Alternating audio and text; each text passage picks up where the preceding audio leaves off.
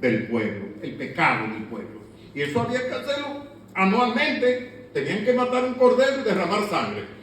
Dijo Juan el Bautista que ya Cristo vino y quitó definitivamente el pecado que había. He aquí el Cordero de Dios que quita, no cubre, que quita el pecado del mundo. Amén. Bendito y alabado sea el Señor. Desde luego el mundo tiene que reconocer a Jesucristo, porque todavía la ira de Dios está sobre los hijos de desobediencia. Hay que aceptar a Cristo, hay que acercarse a Cristo para salir del grupo de los cuales todavía la ira de Dios está, porque la ira de Dios está en ese mundo. Fabián habló del desastre que tuvo el barco con el puente allí, que todavía siguen buscando, Fabián, víctimas, todavía están buscando por allá. Pero que yo escuché recientemente que un caballero tuvo una disputa con su esposo, una discusión, se montó en el carro, se llevó al niño de ellos a la fuerza. Eso es secuestro, eso es secuestro. Entonces le prende fuego al carro, procurando él matarse y matar al niño. El niño murió, pero él sobrevivió, con heridas graves, pero sobrevivió. Ahora va a tener que dar cuenta a la justicia, hermanos. Y ayer oí que un joven le dio un balazo a su madre. Hermano, ese es el mundo allá afuera. Ese es el mundo. Qué bueno que nosotros fuimos obedientes y nos acercamos y recibimos los beneficios que Dios tiene para con nosotros. Y estamos dispuestos a agradarle y a glorificarle siempre. Domingo de resurrección y cada día del año estamos dispuestos a alabar el dulce nombre del Señor. Ana, antes de que se me olvide, esta es la Biblia que le prometimos a María Taveras. Sí, por favor, antes que se me olvide, porque el pastor después pierde el hilo, o el carretel, yo no sé. Ella me la pidió. Sí, y ahí le puse una tarjetita en el pergamino, sí. Fuimos a llevar un culto a la casa de ella, se convirtieron al Señor como 4 personas. Y ella, nosotros le habíamos dado la palabra de que le íbamos a dar una Biblia. Y ella lo recordó. Hermano, hay que ser atrevido en las cosas del Señor. Eso de vergüenza y de timidez, eso hay que dejarlo. Siempre debe predominar el respeto, eso sí. Pero no ser tan tímido ni tan callado. Ella se recordó que le dimos la palabra a Ana de que le íbamos a dar la Biblia. Y le dice a Ana, tráeme mi Biblia. Gloria al Señor. Alabamos al Señor. Ella le dijo a Ana que probablemente el domingo que viene a la iglesia con su familia. ¿Cuántos alaban al Señor? Porque esa obra es Cristo que la hace. Nosotros solamente somos mensajeros. Nada más. Somos mensajeros del Señor. Donde el Señor nos manda, ahí vamos. La obra grande la hace Él. La gloria le pertenece a Él. Al Rey de Reyes y al Señor de Señores. Hermano, qué importante la resurrección de Jesús. Usted sabe, como decía Ana, pero yo le decía a Ana que Jesús no vino a cumplir una promesa. Que Jesús vino a cumplir la encomienda que Dios le dio a Él. En Él, en todos sus actos se cumplieron las palabras de los profetas. Y palabras mismas que Él dijo en el Nuevo Testamento también. Qué importante la resurrección de Jesús. Porque hermano, si Jesús no resucita, así está nuestra fe también en la tumba. Así está nuestra vida en la tumba también. Pero como Él resucitó, nuestra fe también resucita. Y nosotros resucitaremos con Él cuando Él venga a buscar a su pueblo. Porque la Biblia dice que el Señor mismo, con voz de mando, con voz de arcángel y con trompeta de Dios, descenderá del cielo. Y los muertos en Cristo resucitarán primero.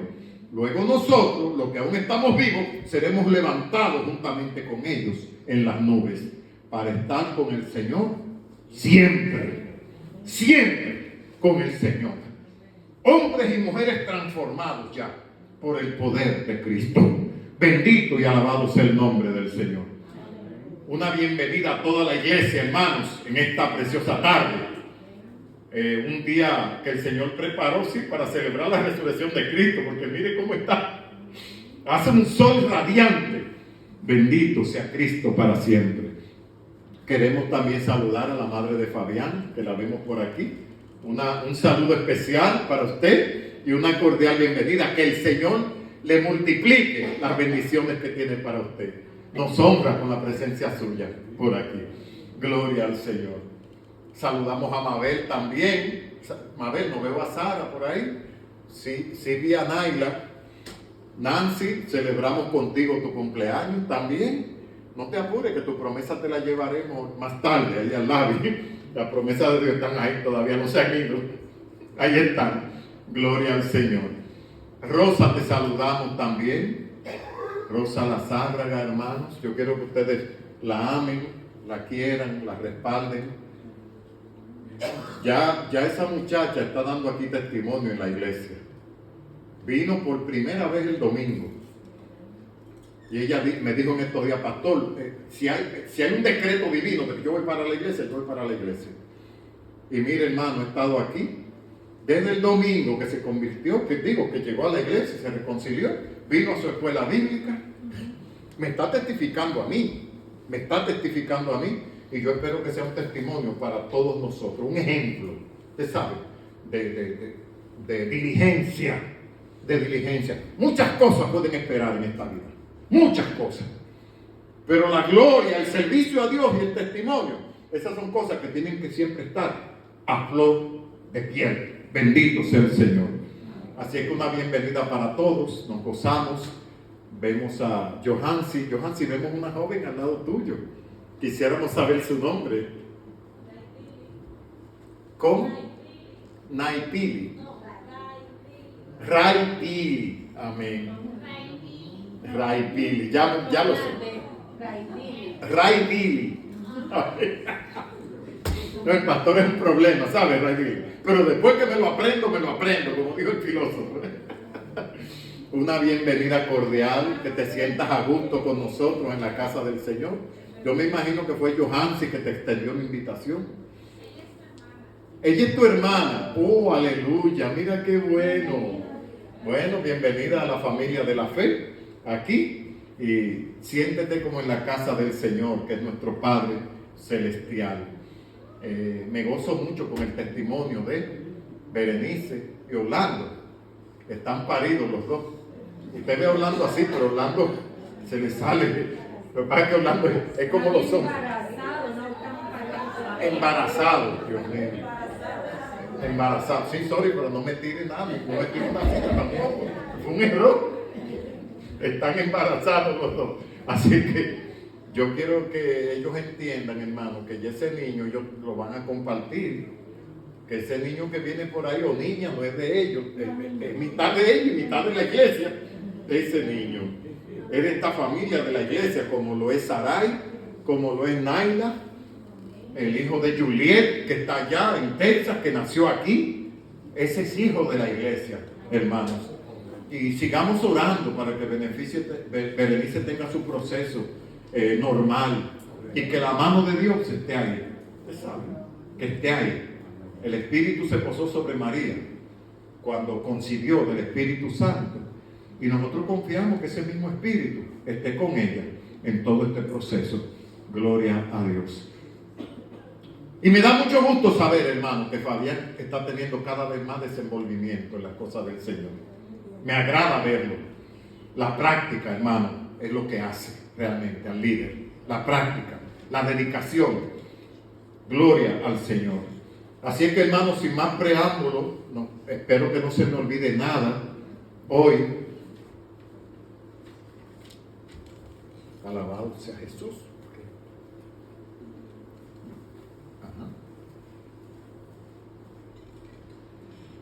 Que el servicio de damas, nos dicen aquí, que va a ser dirigido el viernes por Loida. Loida Guiti va a dirigir el servicio de las damas este viernes que viene. Sí, es viernes, hermanos. Invitamos a toda la iglesia. Me dio mucha pena que tan bonito que estaba el culto el viernes de las 7 palabras, hermano. Aquí hubo un servicio maravilloso. Yo voy a tener que recordarlo más a la iglesia para que vengan, porque se pierden una tremenda bendición. 7 hermanos aquí recitaron, compartieron las 7 expresiones que dio el Señor desde la cruz. Y fue un tiempo maravilloso, hermano. La próxima vez no se lo pierdan, se lo vamos a estar recordando. Pero, hermano, este servicio de damas es servicio de la iglesia también. Es servicio de la iglesia. vengamos y respaldemos a nuestras damas para ese viernes que se acerca. Gloria a Dios. Zoraida, ¿cuándo es que nosotros salimos para Nicaragua? El día 22 de abril. El 22 de abril. Todavía falta mucho, sí, para empoderar a la hermana Joaquina, porque es un miércoles, Joaquina, que vamos a estar fuera. Yo espero que ya los dos estén de regreso ya para esa fecha. El hermano José, la hermana Elida, que se preparen para la escuela bíblica de esa semana. Pero todavía falta mucho, pero oren por ese viaje. Nos gusta sentir que el sello del Señor, la aprobación de Dios, está en cada cosa que hacemos. Esa es la garantía, eso da tranquilidad. Cuando sabemos que goza del favor de Dios lo que hacemos. Así es que oren por ese viaje, hermano, porque no es un viaje de placer, es un viaje para ver cara a cara ya esos niños y esas madres allá en el vecino país de Nicaragua. Así es que, amados, vamos a abrir nuestras Biblias en la carta pastoral a los filipenses. Puestos de pie, mis hermanos, puestos de pie. A mí me encanta el interés de Ana y el interés de muchos. María me trae las oraciones. Pastor, ore por esto, ore por lo otro. Hermano, yo me siento complacido de verdad cuando ustedes me ocupan y me usan. Porque para eso Dios me llamó a mí, para servirles. María siempre me trae las oraciones por sus seres queridos, aún por el marido de su hija. Mire, pastor, ore.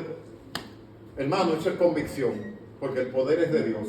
Pero me gusta ese interés. Ana me llama a cualquier hora. Pastor, ¿qué quiere decir esto? Pastor, ¿dónde se encuentra aquello? Gloria a Dios. Ella oyó que Jesús había llorado con los apóstoles.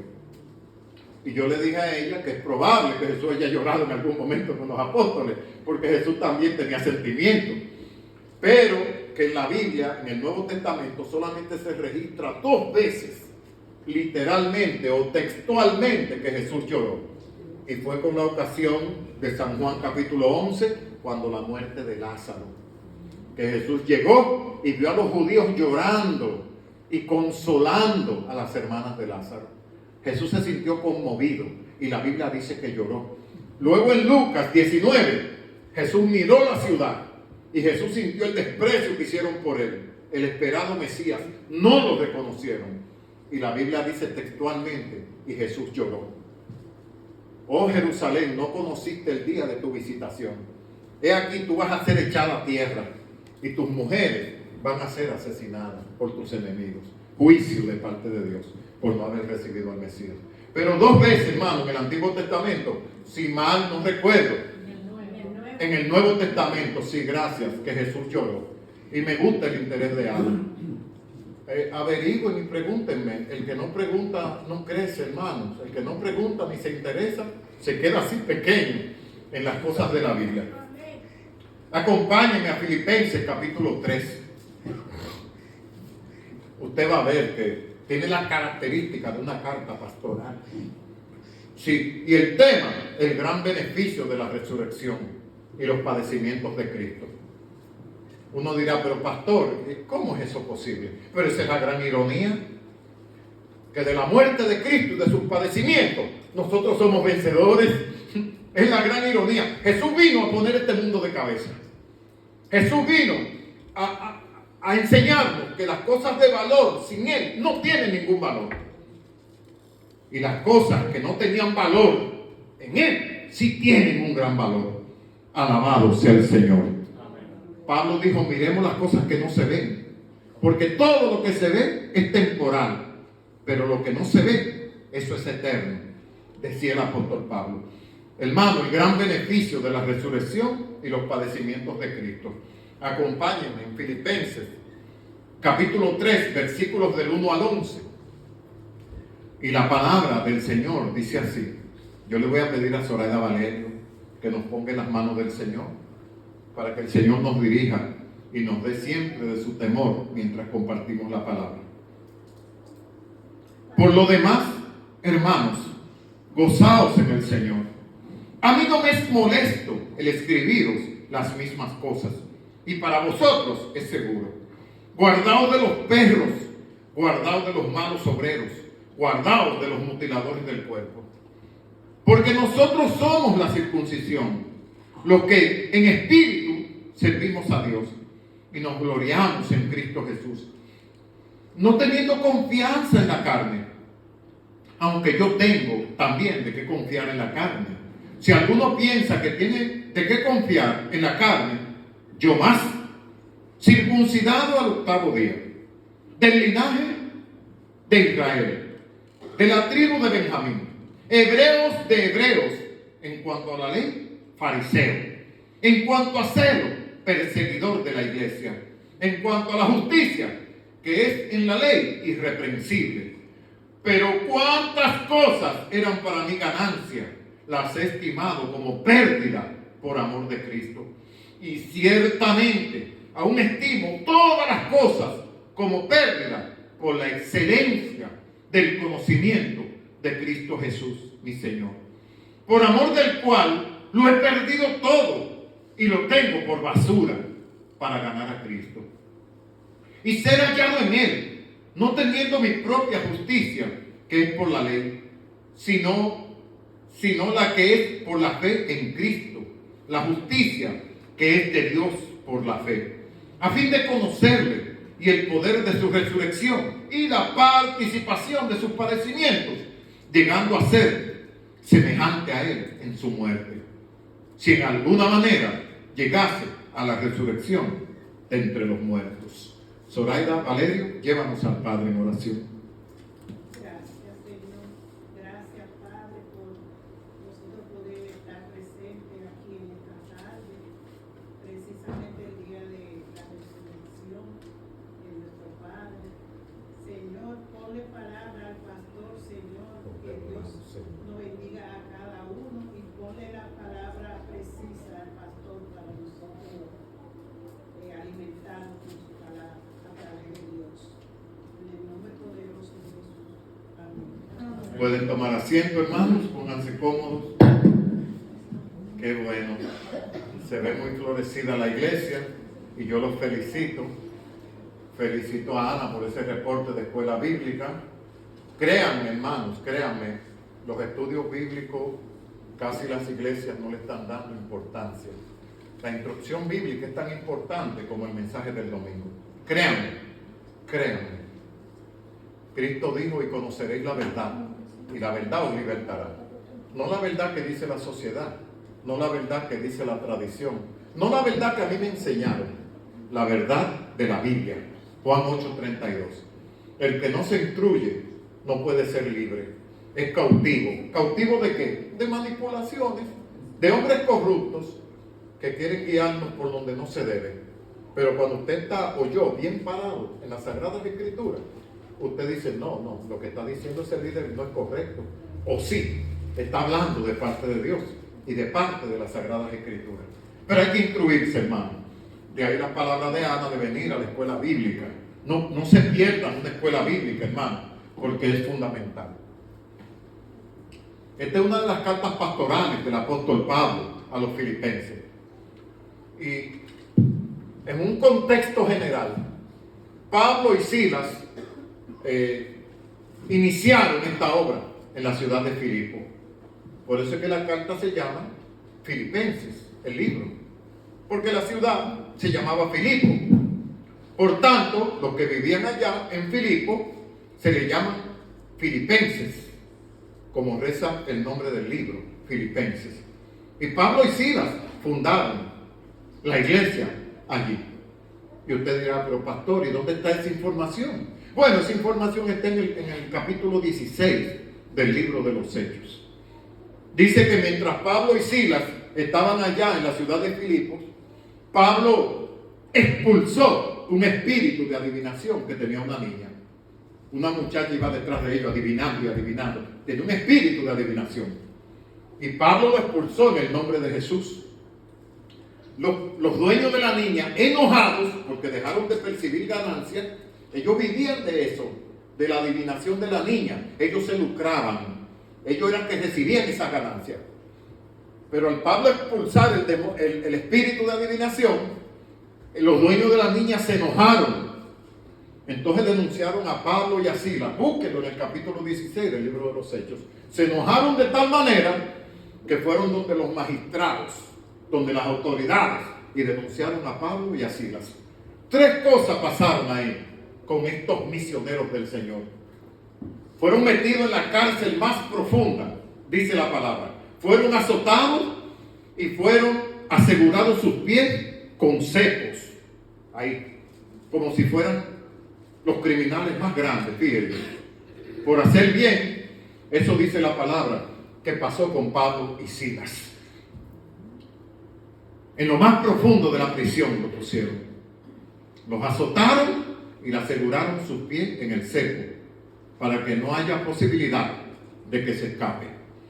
Pero que dice el capítulo 16, que Pablo y Silas se echaron a llorar, que Pablo y Silas se lamentaron, que Pablo y Silas dijeron, ay, pero Dios me abandonó. No, dice la Biblia que a la medianoche entonaban alabanzas a Dios y que los presos lo escuchaban.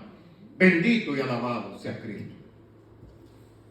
A veces nosotros nos quejamos mucho. A veces tenemos una actitud pesimista. Y la Biblia dice que a los que aman a Dios, todas las cosas les ayudan a bien. Aunque no parezcan cosas beneficiosas. Pero si Dios lo dijo, yo le creo a Dios. Cantaban himnos y los demás presos lo escuchaban. ¿Qué pasó a continuación? Que surgió un gran terremoto que sacudió los cimientos de la cárcel. Las cadenas se abrieron y las puertas también. Bendito sea el Señor. Hermanos, qué tremendo es Dios. Qué tremendo. Esto es una tremenda lección también para nuestras vidas. Usted se siente agobiado. Usted se siente amenazado en su tranquilidad. Hay algo que no le deja vivir en paz. Adore a su Dios. Sea fiel a Dios. Lea su palabra. Venga a la iglesia. Y usted va a ver cómo Dios va a suscitar un terremoto. Que va a sacudir. No solamente los cimientos del infierno, no. Va a sacudir al mismo diablo, el Señor. ¿Tú sabes por qué? Porque tú eres precioso para Dios. Tú eres hermoso para Dios. Yo soy precioso para Dios.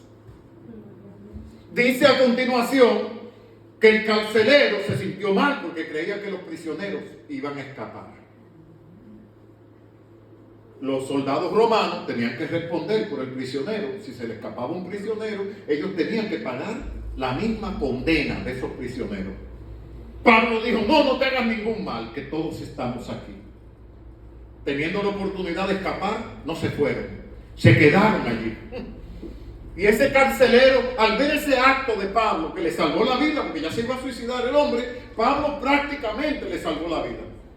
Y la gran pregunta del carcelero de Filipos, que le hizo a Pablo, es la misma pregunta que toda persona sin Cristo debería hacer. ¿Qué he de hacer para ser salvo? Le dijo el carcelero a Pablo. Pablo le dice, cree en Jesucristo y serás salvo tú y tu casa. Alabamos el nombre del Señor. Amén. Hechos capítulo 16, usted lo va a encontrar. Luego dice que el carcelero lavó sus heridas y lavó los pies de ellos, hermanos. Hermano querido, qué tremenda enseñanza. Contra aquello que nos agobia. Aquel carcelero que era el responsable de que esos prisioneros estuvieran ahí, ahora le lava los pies a los que estaban prisioneros. Hermano, alaba a tu Dios. Busca la presencia de Dios intensamente. Y tú vas a ver con tus propios ojos que todo lo que te agobiaba, todo lo que te quitaba la paz, va a estar de rodillas lavándote los pies a ti. Va a estar de rodillas lavándote los pies a ti. Todo lo que te agobia. Hermanos, porque el que trata de hacerle mal a un hijo de Dios es contra Dios que se está enfrentando. Es contra Dios que se está enfrentando. Entonces, ese es el contexto general de esta maravillosa epístola o carta pastoral a los filipenses, hermanos queridos. El contexto inmediato habla de Epafrodito. Todavía no estamos entrando en la prédica, pero el contexto inmediato es de un hermano llamado Epafrodito. Epafrodito quiere decir amable, atrayente. Fue un hermano que suplió todo lo que el apóstol Pablo necesitaba. Un hermano fiel, un hermano ferviente en la obra del Señor. Y estuvo a punto de morir 2 veces por circunstancias diferentes. Dice que estuvo a punto de morir de una enfermedad, dice el contexto. Luego dice que estuvo a punto de morir por ayudar a Pablo. 2 veces estuvo a punto de morir, pero Dios lo libró en cada una de esas ocasiones de que muriera. Epafrodito. Ese es el contexto, hermano, para que nosotros nos introduzcamos en este maravilloso mensaje de conocer realmente el poder que nosotros tenemos en la resurrección de Cristo y en sus padecimientos. Alguien dirá, pero pastor, ¿y cómo usted me dice que por los sufrimientos de alguien, por los sufrimientos de alguien que murió, yo voy a recibir beneficios? Bueno, la Biblia lo dice. Los profetas ya lo dijeron 700 años antes de Jesús venir, que el castigo de nuestra paz fue sobre él, y por sus llagas, por sus heridas, fuimos nosotros curados, dice la Biblia. Esa es la gran ironía, que de la tragedia de Cristo, de las heridas de Cristo, de la humillación de Cristo, nosotros somos triunfadores. ¿Cuántos dicen amén? Amén. Cristo triunfó, nosotros somos triunfadores también. Alabado sea el nombre del Señor. Y Pablo se introduce, como es costumbre, siempre exhortando a sus hermanos a que se gocen. Pablo dice, por lo demás, o sea, por todo lo que digo, por todo lo que yo le adelanté a ustedes, en el contexto general y también en el contexto inmediato, que trata de Epafrodito. Pablo dice, por lo demás, por lo que ya hemos hablado, hermanos, gozaos en el Señor, dice Pablo. Gozaos en el Señor. Qué importante es el gozo en el Señor. No importa la circunstancia, hermanos. No importa. Gocémonos en el Señor. Yo vi una persona que apreciamos mucho. Vi esa persona llegando a su casa. Ella visita una iglesia. Y a mí me dio una tremenda tristeza verla, porque la amamos muchísimo, la queremos. Venía con una actitud de derrota, una actitud de tristeza, y yo decía dentro de mí, yo no critico ninguna religión. Cada cual, donde crea que su conciencia lo manda, que vaya allá. Pero una religión como esa yo no la quiero. La sentí desalentada, la sentí derrotada. Y yo dije dentro de mí, ese no es el cristianismo. Yo no quiero un cristianismo así. Yo quiero un cristianismo que me haga gozarme, como Pablo le exhorta a los hermanos de Filipo ahí en el libro. Gozaos en el Señor, dice Pablo aquí. Hermano, y no es que estamos exentos de pruebas, Fabián lo decía ahorita. No es que estamos exentos, no es que ser cristiano, las pruebas y los problemas van a desaparecer como por amor al arte. Sí, yo le garantizo que el que va delante de nosotros tomará cuidado de nuestras dificultades. Y Él logrará el milagro en tu vida y en la mía. Pero seámosle fieles al Señor. Como Pablo y Silas lo fueron en sus pruebas, que en vez de quejarse y de lamentarse, cantaban himnos al Señor. Bendito sea el Señor. Dios obra terremotos en favor de la vida de sus hijos. Luego Pablo lanza unas acusaciones fuertes contra algunos judíos. Pablo les llama perros, malos obreros, le llama Pablo. Guardaos de los mutiladores del cuerpo. Usted sabe que eso responde a que había un grupo de judíos llamados los judaizantes, que ellos, su doctrina era que para ser salvo había que obedecer a la ley de Moisés. Había que todavía llevar ciertas ceremonias. Aunque tenga a Cristo en el corazón, tenía que llevar ciertas ceremonias y vivir el tiempo de la ley. Amado, cuando alguien le diga a usted que para ser salvo usted necesita llevar a cabo una ceremonia, que para usted ser salvo tiene que someterse a cierta cirugía en el cuerpo, dígale no, porque Cristo me salvó a mí de manera gratuita. Esa práctica de esos judaizantes era contraria a la doctrina de la gracia. La Biblia dice que nosotros somos salvos por la gracia de Dios.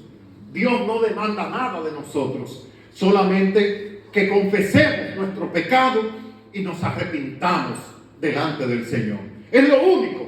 Cuando alguien le diga a usted que Dios demanda más para que usted sea salvo, dígale, eso no es lo que dice la palabra de Dios. Usted sabe que la circuncisión era una pequeña cirugía en la parte íntima masculina del niño varón. Era un pacto que Dios había hecho con el patriarca Abraham, el pacto de la circuncisión. ¿Qué propósito tenía cuando Dios lo instituyó? Porque fue una institución de parte de Dios, fue Dios que lo ordenó, hermano. Que el pueblo de Dios se distinguiera de los otros pueblos. Dios dijo: circuncídame a todo hijo varón, a los 8 días de nacido, circuncídamelo, porque Dios quería que su pueblo fuera diferente a las otras culturas. Igualmente Dios quiere lo mismo con nosotros, hermanos. Que seamos creyentes, que seamos santos, que seamos diferentes al mundo, hermanos. Entonces por eso Dios instituyó la circuncisión. Era una cirugía física en el cuerpo. Hoy en día el apóstol Pablo, que defiende la doctrina de la gracia por la fe en Jesucristo, Pablo dice que la circuncisión ahora hay que hacerla en el espíritu, hay que hacerla en el corazón. ¿De qué me sirve a mí hacerme una cirugía en el cuerpo teniendo el corazón endurecido? Entonces está de más yo operarme el cuerpo, porque si no tengo un corazón dispuesto, no estoy haciendo nada, hermanos queridos. La circuncisión fue para el tiempo de Israel nada más. La circuncisión, el famoso sábado judío, era para los judíos y su cultura. El diezmo era para los judíos y su cultura. Claro, a Dios no le ofende que usted y yo querramos seguir diezmando. No representa una ofensa al Señor. Eso yo se lo comparto con sinceridad. Pero no es una obligación. No es una obligación. En aquel tiempo la circuncisión era en la carne. Hoy el tiempo de la gracia dice que la circuncisión debe ser en el corazón. Aquel sábado judío, ahora el Señor dice que es el domingo, no es el sábado, el día que Cristo resucitó. Este domingo que nosotros estamos celebrando, este es el día del Señor. O si no, Cristo hubiera resucitado sábado. ¿Usted no cree? Igualmente el famoso diezmo judío ya es ofrenda, hermanos, porque Dios ama al dador alegre, al que propuso en su corazón, no por tristeza ni por necesidad, porque Dios ama al dador alegre. Pero vuelvo y repito, hermano, no es una ofensa a Dios, no es una ofensa a la Biblia el que se sienta contento con su Señor y siga diezmando, pero no lo haga como una obligación de la ley. No lo haga, porque entonces está en favor también de esos judaizantes que creían que a través de la circuncisión se podía ser salvo. Alabado sea el nombre del Señor. Dice Pablo en el verso 3, porque nosotros somos la circuncisión, los que en espíritu servimos a Dios. Pablo dice que eso no es necesario. Y Pablo mismo dice: pero yo fui circuncidado también a los 8 días. Dijo Pablo en el versículo 8, me parece, en el verso 8. No, más adelante, antes de eso, en el verso 5, dice que él fue circuncidado porque Pablo era judío y era una práctica judía que se debía llevar a cabo siempre, hasta que Cristo viniera. Cristo llega, Cristo sufre, a Cristo lo humillan, Cristo muere en la cruz, pero Cristo resucita al tercer día. Entonces esos mandamientos expresados en ordenanzas fueron abolidos, porque tuvieron su circunstancia, tuvieron su época para el pueblo de Israel exclusivamente. Y entonces para eso exhortamos a que vengamos a nuestra escuela bíblica, para poder, hermano, poder cada cosa en su justo lugar. Porque a veces tenemos un sancocho con mango aquí en la cabeza. Digo, lo que no saben lo que es sancocho, es una comida dominicana. Alabado sea el nombre del Señor. Pero hermano, no necesitamos ninguna ceremonia. No necesitamos caminar de rodillas hasta que sangre en nuestros pies para nosotros sentir que somos salvos y que gozamos de la gracia del Señor. Somos gracia, somos salvos por gracia, no por obras, no por esfuerzo físico, porque esfuerzo hace cualquiera. Si con eso va a conseguir el favor de Dios, no, es por gracia, es un don inmerecido para que nadie se hinche de orgullo ante la presencia del Señor. Porque yo puedo decir: bueno, Señor, yo merezco el cielo porque yo sí trabajo. Entonces me estoy dando la gloria a mí, no se la estoy dando a Dios. Entonces dice la Biblia que esto no es por obra, esto no es por esfuerzo, por empuje, para que nadie se gloríe, o sea, para que nadie se hinche de orgullo. Alabado sea el Señor. Hermano, quiero ir rápido. Estos judaizantes se jactaban mucho de su espiritualidad. Se jactaban mucho de que había que tener esa marca en el cuerpo para ser salvo. A pesar de ser cristianos, ellos no se oponían a la cristiandad. Ese es el peligro. Hay muchas doctrinas que no se oponen a la cristiandad. Pero entonces nos quieren decir que no es suficiente, Gladys. No es suficiente. Ya tú eres salvo, pero tú necesitas otras cosas. No, mi Cristo completó la obra. Él dijo, consumado es. Consumado es, dijo desde la cruz. La obra de Cristo no necesita nada. La obra de Cristo no necesita a nadie. Alabado sea el nombre del Señor. Entonces, frente a estos judaizantes, Pablo dice, pero si ustedes tienen de qué enorgullecerse por los logros pasados, yo tengo más motivo de gloriarme que ustedes, dice Pablo. Lo dice desde el verso 5. Dice, el verso 4, perdón, que yo tengo también de qué confiar en la carne. Si alguno piensa que tiene de qué confiar en la carne, yo más. Circuncidado el 8º día, del linaje de Israel, de la tribu de Benjamín, hebreos de hebreos, en cuanto a la ley fariseo. Pablo le está diciendo, ustedes se enorgullecen de sus méritos, de su conocimiento, de sus títulos, pero si yo fuera a enorgullecerme, yo tuviera más motivo que ustedes. Eso es lo que Pablo está diciendo. Pablo está diciendo, yo soy más hebreo que cualquier hebreo. Eso es lo que Pablo está diciéndole aquí. Pero desde luego Pablo no se enorgullece. Pablo lo que hace es llevar la obra de Cristo adelante. Alabado sea el Señor. Amén. Hermanos, y el verso precisamente de esta homilía se encuentra en el versículo 10 de aquí, de este capítulo 3 de la carta a los Filipenses.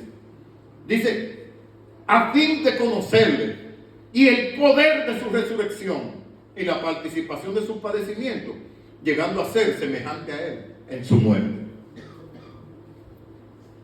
Importante, conocerle, dice ahí. Conocerle. Yo le he dicho a ustedes en las escuelas bíblicas, en los mensajes, que conocerle aquí no es decir gusto en conocerte. ¡Ay, qué placer conocerte! No. Aquí conocer es el resultado de una relación con una persona, una relación profunda, una relación de conocimiento, no es de educación, con el fin de conocerle. ¿Para qué, hermano? Ahí lo dice bien claro, para que el poder de sus padecimientos y él llegar a ser semejante a él en su muerte. La palabra conocer quiere decir relación, estar relacionado, no es identificar a una determinada persona. Yo conozco a mi esposa y mi esposa me conoce a mí. ¿Por qué? Porque nos hemos conocido, nos hemos relacionado. No es una cosa superficial. ¿Usted ve? Entonces hay un término aquí que yo necesito que usted lo ronee.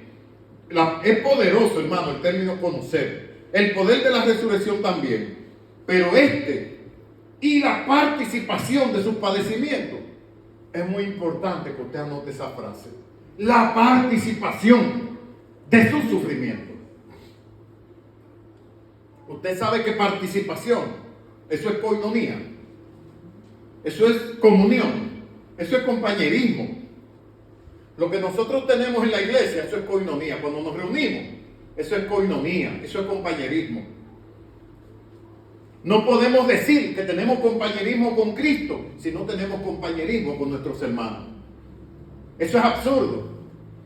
Porque no podemos decir que amamos a Dios, que no lo vemos, y aborrecemos a nuestro hermano, que sí lo vemos.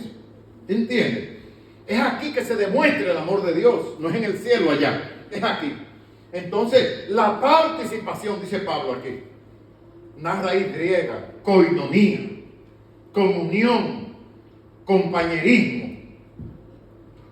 Pablo se sentía compañero de Jesús, compañero, en cualquier circunstancia.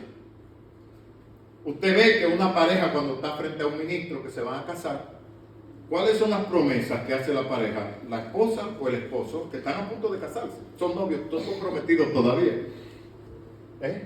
Yo estaré con él en la salud y en la enfermedad, en la abundancia y en la necesidad. Lo dice ella al ministro y lo dice él también. Eso es participación. Eso es participación. Debemos identificarnos con lo que Cristo vivió. Tenemos que identificarnos con sus sufrimientos. Eso es santificarse. ¿Para qué? Para recibir el poder de la resurrección de Jesús. ¿Cuántos dicen amén? Solamente así, hermanos, con la participación. Yo les digo a ustedes la verdad. Hay una categoría de cristianos hoy en día que yo no los entiendo realmente. Yo como pastor, estoy perdido. Cuando yo veo hermanos, y no lo estoy diciendo por nadie en especial, lo estoy diciendo generalizado. Cuando yo veo hermanos y pienso en la palabra participación, que quiere decir compañerismo. Cuando yo veo hermanos que se ausentan de la iglesia 8 días, 10 días, 2 semanas, y la iglesia no sabe nada de ellos, ni el ministro sabe nada de ellos, que esa persona cuestione su compañerismo con Cristo. Que lo cuestione.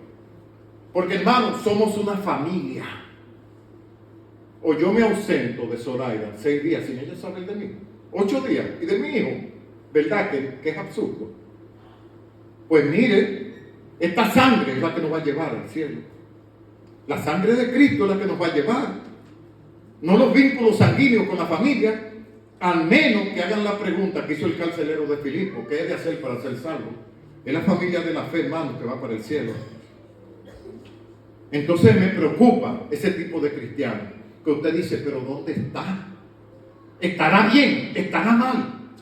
Si uno supiera, hermano, sin decir interioridades, porque no hay que decir cosas personales, no es a eso que nos referimos. Es tener al hermano en oración, es pedirle a Dios que lo proteja donde él esté, que lo bendiga. No es saber interioridades. La gente no tiene que hablar de los motivos que tiene para ausentarse. Miren, los hermanos Dores se van para Tampa pronto. ¿Qué hicieron ellos? Se lo presentaron a la iglesia para que nosotros oremos por ellos. Las interioridades de ellos, que los lleva allá, eso es a discreción de ellos, si ellos quieren compartirlo con nosotros, pero no están obligados. El deber de ellos es decir: pastor, vamos para tal sitio, oren por nosotros. Ese es compañerismo cristiano, no el que se ausenta. Piense en la palabra participación aquí. Koinonía. Nuestra koinonía con Cristo, nuestro compañerismo con Cristo debe estar marcado con nuestro compañerismo aquí. ¿Cómo es tu compañerismo en la iglesia? ¿Nos extraña? ¿Te hacemos falta o no? Porque de eso se determina la koinonía que tú tienes con Cristo. Hermanos, créanme lo que es así.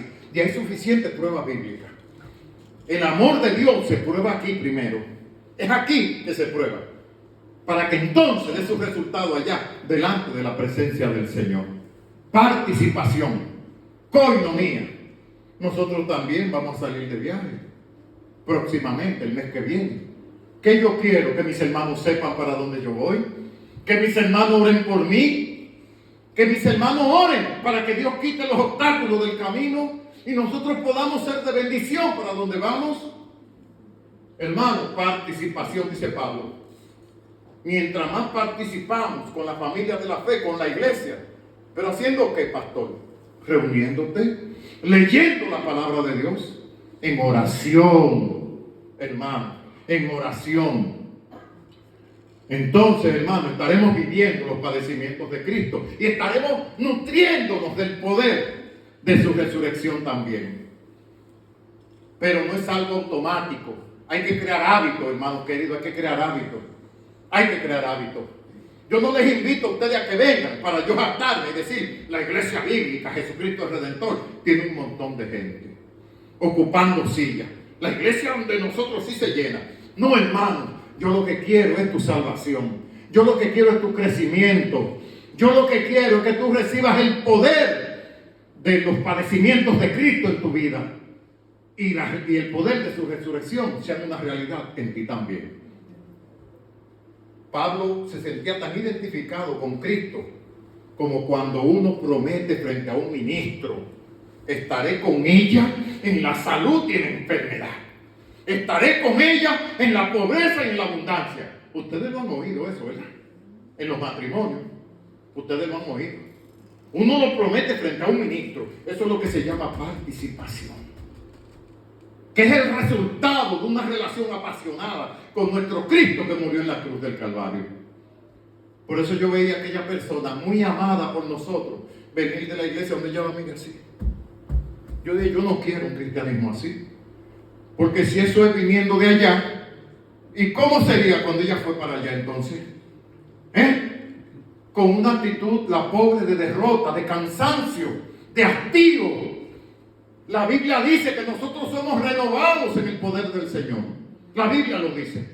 Que nosotros, a pesar del quebranto, a pesar de las pruebas, nos levantamos poderosos. Porque somos más que vencedores, dice la Biblia, por aquel que nos amó. No es que el cristiano no tiene problemas, no es que el cristiano no tiene dificultades. La grandeza del cristiano es a quién le sirve. ¿A quién le sirve? El Señor toma todas nuestras dificultades en sus manos, hermanos queridos. Pero seámosle fiel al Señor. Seámosle fiel al Señor. Y no confunda una cosa con otra. Cuando yo dije ahorita que no debemos hacer un hábito de quejarnos constantemente. Que no desarrollemos un hábito de pesimismo. Todo es oscuro, está nublado, está negro.